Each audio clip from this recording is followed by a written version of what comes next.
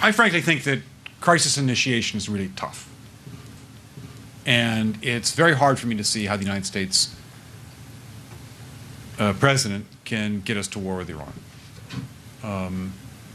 Which leads me to conclude that if, in fact, compromise is not coming, that the traditional way of America gets to war is what would be best for U.S. interests. Some people might think that Mr. Roosevelt wanted to get us into World War II, as David mentioned. You may recall we had to wait for Pearl Harbor. Some people might think Mr. Wilson wanted to get us into World War I. You may recall he had to wait for the Lusitania episode. Some people might think that Mr. Johnson wanted to send troops to Vietnam. You may recall we had to wait for the Gulf of Tonkin episode. We didn't go to war with Spain until the until the Maine exploded. And may I point out that Mr. Lincoln did not feel he could call out the Federal Army until Fort Sumter was attacked, which is why he ordered the commander at Fort Sumter to do exactly that thing which the South Carolinians had said would cause an attack.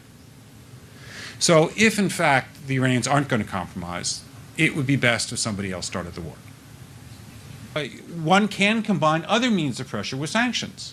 I mentioned that explosion on August 17th. We could step up the pressure. I mean, look, people, Iranian submarines periodically go down. Someday one of them might not come up. Who would know why?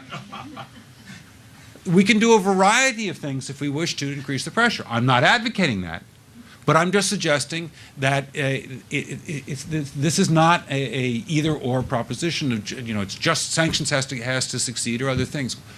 We are in the game of using covert means against the Iranians. We could get nastier at that.